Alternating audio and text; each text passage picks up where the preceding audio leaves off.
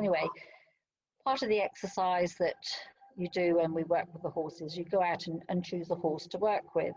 And as it was morning, the horses were in to be checked. And so they were all sort of visiting the horses in the stables. And every horse she went to backed up.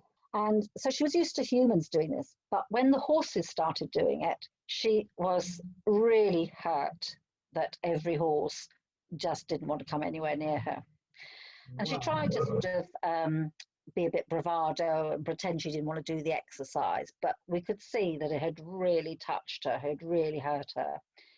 Anyway, she went round the corner of the stables, and she didn't know, but there was a horse right on the corner stable.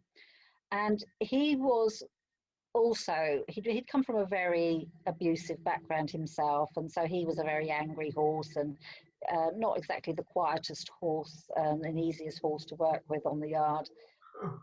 And she was standing next to his stable, and he felt her, because what happened, she started crying and actually going into her real emotions.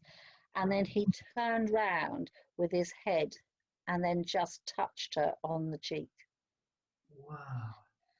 Cool. And in that moment, it was like a magic wand. She just shifted, changed. It was miraculous.